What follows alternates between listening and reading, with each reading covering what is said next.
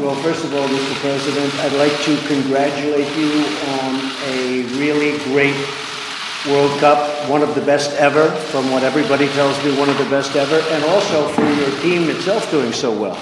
I think we have great opportunities together as two countries that, frankly, we have not been getting along very well for the last number of years. I've been here not too long, but it's getting close to 2 years, but I think we will end up having an extraordinary relationship, I hope so. I've been saying, and I'm sure you've heard over the years, and as I campaigned, that getting along with Russia is a good thing, not a bad thing. Avant de rencontrer M. Poutine, vous l'avez nommé votre concurrent. Mais vous avez laissé un espoir que peut-être vous pourriez rendre cette relation amicale. Est-ce que vous avez réussi à le faire? Oh, vous savez, oui, je l'ai appelé un concurrent, un adversaire, mais c'est un bon adversaire en fait. Le mot adversaire, concurrent, en fait, c'est un compliment. Je crois que, voilà, nous allons faire concurrence parlant de ce pipeline. Je ne sais pas ce qui est dans l'intérêt de l'Allemagne, mais c'est leur décision. Donc, nous serons concurrents. Vous savez, les États-Unis, maintenant déjà, sont l'État l'un des plus grands au monde dans le domaine de la production du gaz naturel, du GNL. Donc oui, nous allons faire de la concurrence avec le projet russe. J'en ai parlé avec Angela Merkel et j'étais très claire. Il faut dire que je connais bien cette question, ce dossier. Mais il faut dire aussi que les États-Unis ont beaucoup changé. Ce n'est pas le même pays qu'il était il y a quelques années. Nous allons poursuivre la production du gaz naturel et je crois que nous serons des concurrents très forts. Les deux États pourraient justement contribuer au règlement des marchés gaziers et pétroliers. Je ne parle pas de baisser les volumes de la production parce que sinon nos producteurs vont perdre du profit. En ce qui concerne plus précisément le Nord Stream 2, Monsieur le Président a exprimé ses préoccupations qui sont liées au transit à travers le territoire ukrainien et j'ai dit à Monsieur le Président que la Russie était prête à garder ce transit. Nous sommes prêts à reconduire le contrat de transit qui est valable jusqu'à l'année prochaine si tous les différends sont réglés avant cette date. Monsieur le Président, aujourd'hui, vous avez écrit sur le Twitter que c'était la stupidité, en fait, la bêtise des États-Unis qui est responsable pour cette dégradation des relations avec la Russie. Pensez-vous que la Russie est responsable de quelque chose? De quoi la Russie est responsable? Oui, je crois qu'en fait, les deux pays sont responsables pour la situation actuelle. Je crois que les États-Unis se sont conduits de manière un peu bête. Il fallait lancer ce dialogue beaucoup plus tôt, même avant mon mandat. Je crois que nous sommes tous responsables et maintenant, les États-Unis, ensemble avec la Russie, doivent rétablir ces relations. C'est une belle occasion de coopérer.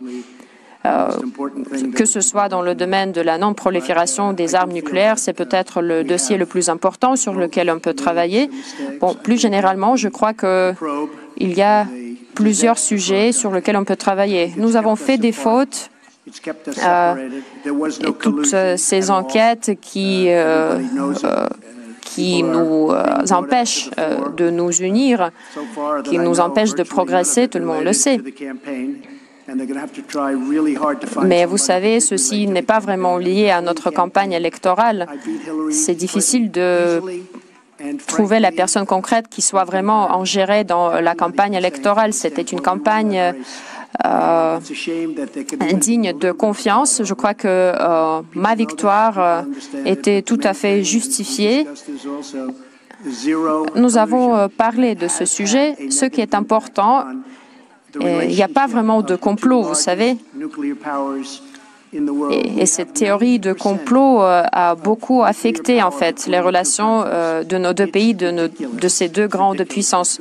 90% de toutes les armes nucléaires sont concentrées dans nos deux pays. Monsieur Poutine, est-ce que je peux vous poser une question? Pourquoi les Américains et Monsieur Trump doivent vous faire confiance quant à la non-ingérence de la Russie aux élections 2016, ce qui a été confirmé par les informations de nos services de renseignement, et aussi la question sur les 12 agents russes. Bon, je me permets de commencer la réponse. Vous savez, cette idée a été présentée en fait comme la raison de la perte du Parti démocrate parce que voilà, il devait remporter la victoire. Je le répète, il n'y avait pas de complot. Il n'y avait pas d'ingérence. J'avais personne à qui je pourrais comploter en fait. Et donc ces 12 ou 14 agents, vous savez, ça n'a rien à voir avec les élections. Il a déjà été avéré que ces citoyens n'ont aucune implication à la campagne électorale. Mais même les personnes qui pourraient être impliquées, peut-être ils ont apporté quelques renseignements à la FBI. Je ne sais pas, peut-être quelqu'un a menti. Mais bon, pour conclure, la campagne électorale s'est bien passée.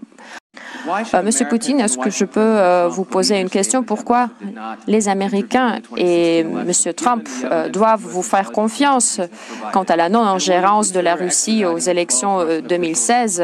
On peut faire confiance à personne. Pourquoi Monsieur Trump devrait faire confiance à moi et vice-versa? Parce que vous savez, le président Trump défend les intérêts des États-Unis. Moi, je défends les intérêts de la Russie. Il ne faut pas se fonder sur les intérêts géopolitiques de cet instant, mais sur les faits. Donnez-moi au moins un fait qui prouverait voilà, un certain complot dans le cadre de la campagne électorale américaine. C'est une bêtise, on ne se connaissait même pas. Et dans la société russe, pendant la campagne électorale américaine, oui, elle avait une certaine perception des candidats, mais c'est tout à fait naturel, cela n'est pas en fait extraordinaire. Monsieur Trump, quand il était encore candidat, il parlait de la nécessité de rétablir les relations russo-américaines. Oui, alors bien sûr, la société russe a perçu une telle déclaration avec de la sympathie et des gens pouvaient l'exprimer de manière différente, mais ça reste une chose tout à fait naturelle. Vous savez, éprouver de la sympathie pour quelqu'un qui veut bien établir des relations avec notre pays, c'est normal. Monsieur Pompeo avait dit que lorsqu'on commence à parler de la coopération en Syrie, la balle est du côté de la Russie. Monsieur Poutine, est-ce que c'est ça? Et si c'est le cas, justement, comment allez-vous utiliser cette possession de la balle? Merci. La balle qui est de notre côté, dans le domaine syrien, Monsieur le Président vient de dire que nous avons eu la Coupe du Monde très réussie. Et pour la balle, je voudrais la donner à Monsieur le Président. Maintenant, il sera de son côté. En plus, étant donné que les États-Unis auront la Coupe du Monde en 2026. Merci, vous avez tout à fait raison. Nous allons avoir la Coupe du Monde et j'espère que nous allons réussir aussi bien que vous. Ça, c'est pour mon fils Baron. Et, tiens, Mélania, le président Poutine a dit que la Russie n'est pas intervenue dans l'élection de 2016, alors que tous les services de renseignement disent le contraire. Moi aussi, je travaillais en fait pour le renseignement dans le passé. Et je sais comment ce genre de dossiers sont rédigés. Donnez-moi une minute. Ça, c'est la première chose. La deuxième chose, je crois que la Russie est un État démocratique.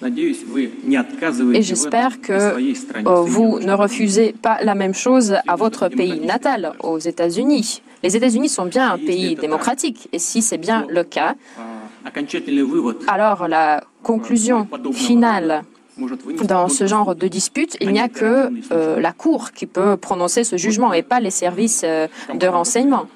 La campagne, l'entreprise Concorde dont j'ai parlé, qui est dans le business de restauration, donc ils sont accusés d'ingérence, mais cette entreprise ne représente pas l'État russe. Hein. Même, vous savez, j'ai déjà donné beaucoup d'exemples. Vous avez beaucoup de milliardaires, par exemple M. Soros, qui s'en gèrent partout. Mais ce n'est pas quand même la position de l'État américain. C'est la position de la personne particulière. C'est pareil. S'il y a un processus devant le tribunal américain, c'est le tribunal qui est l'instance finale. Et cela ne concerne que, encore une fois, des personnes privées. Ce n'est pas l'État qui est en jeu.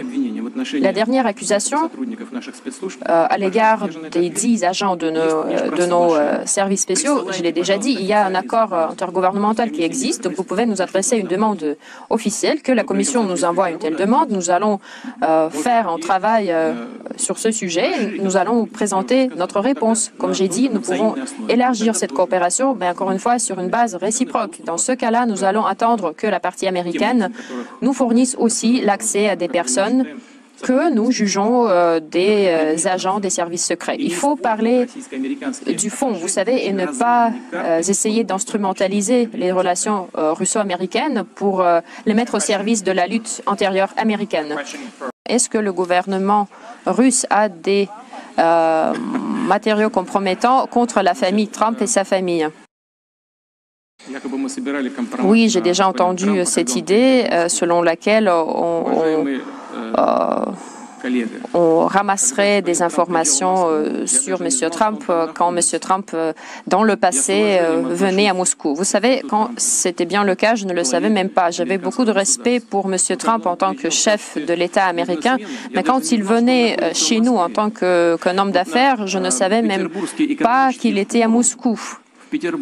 Par exemple, le Forum économique de Saint-Pétersbourg, vous savez, plus de 500 hommes d'affaires de très haut niveau sont venus d'Amérique. Je ne connais même pas ces noms. Alors, vous croyez qu'on est en train de chercher des informations compromettantes sur chacun de ces hommes d'affaires? C'est vraiment une bêtise et je vous prie d'oublier ce genre d'idée.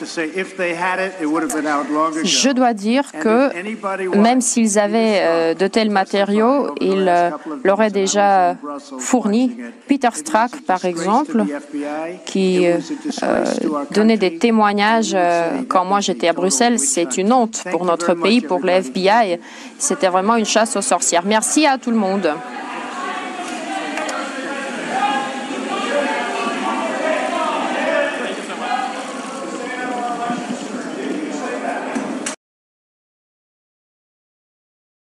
Nous pensons que le référendum a été tenu dans le strict respect du droit international et de la Charte des Nations Unies. Pour nous, la question est close.